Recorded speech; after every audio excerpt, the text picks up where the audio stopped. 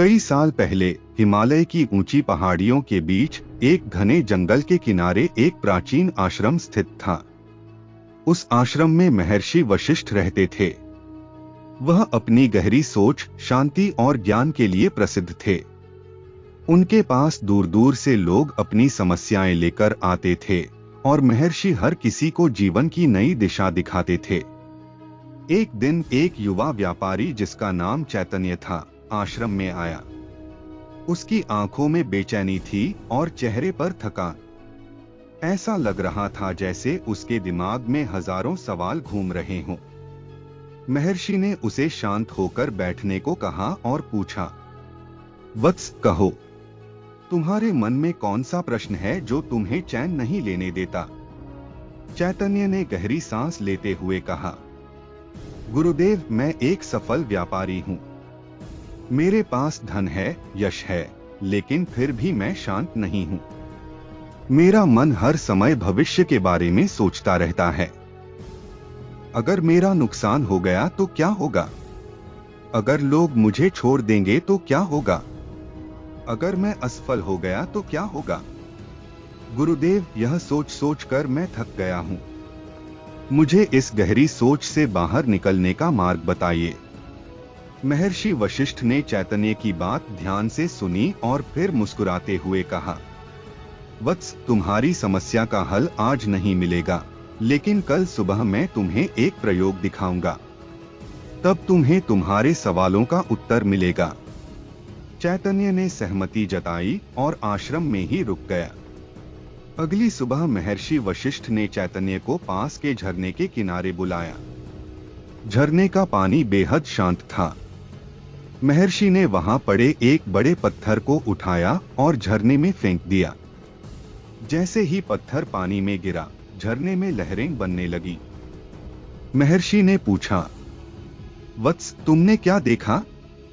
चैतन्य ने जवाब दिया, गुरुदेव, पत्थर के गिरने से पानी में लहरें उठने लगी। महर्षि ने उसे ध्यान से देखने को कहा। कुछ समय बाद पानी फिर से शांत हो गया। महर्षि ने फिर पूछा, अब तुम क्या देख रहे हो? चैतन्य बोला, गुरुदेव, अब पानी फिर से स्थिर और साफ हो गया है। महर्षि ने समझाते हुए कहा, वत्स, यह झरना तुम्हारे मन का प्रतीक है। जब तुम अपने मन में किसी विचार का पत्थर फेंकते हो तो लहरें उठती हैं और तुम्हारा मन अस्थिर हो जाता है। लेकिन जब तुम विचारों को रुकने का मौका देते हो तो मन शांत हो जाता है और तुम स्पष्ट रूप से देख सकते हो। ज्यादा सोचने से मन का असली स्वरूप धुंधला हो जाता है। महर्षि वशिष्ठ ने चैतन्य को एक और प्रयोग दिखाया। उन्होंने उसे एक घड़े में पानी भरने को कहा।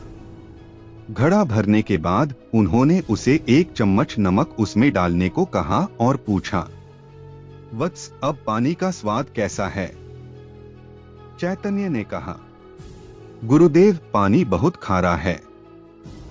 महर्षि ने फिर उसे एक बड़े तालाब में पानी भरने को कहा और उतनी ही मात्रा में नमक उसमें डालने को कहा। फिर पूछा, अब इसका स्वाद बताओ। चैतन्य ने कहा, गुरुदेव, तालाब के पानी में नमक घुल गया। इसका स्वाद अब खारा नहीं है।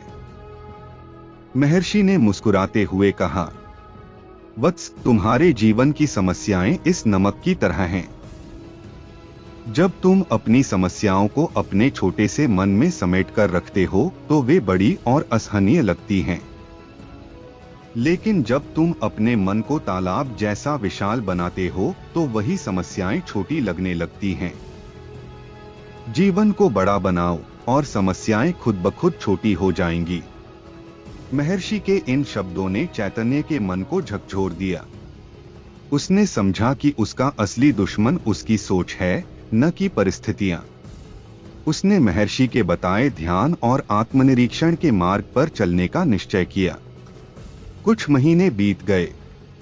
चैतन्य फिर से महर्षि वशिष्ठ के आश्रम में आया। इस बार वह शांत और संतुष्ट लग रहा था। उसने महर्षि के चरणों में प्रणाम किया और कहा, गुरुदेव, आपने मेरी जिंदगी बदल दी। मैं अब ज्यादा सोचने की आदत से मुक्त हो गया हूँ। अब मैं वर्तमान में जीता हूँ और हर पल का आनंद लेता हूँ। महर्षि वशिष्ठ ने उसे आशीर्वाद देते हुए कहा, वत्स, यह सीख हर इंसान को याद रखनी चाहिए। ज्यादा सोचने से समस्याएं हल नहीं होती, बल्कि वे और बड़ी लगने लगती हैं। अपने मन को शांत रखो और जीवन को विशाल दृष्टिकोण से देखो। यही सुख और शांति का मार्ग है। सीख। यह कहानी हमें सिखाती है कि ज्यादा सोचना हमें सिर्फ उलझन में डालता है। महर्षि वशिष्ठ की यह सीख हमें वर्तमान में जीने, अपने मन को शांत रखने और जीवन को सकारात्मक दृष्टिकोण से देखने की प्रेरणा देती है।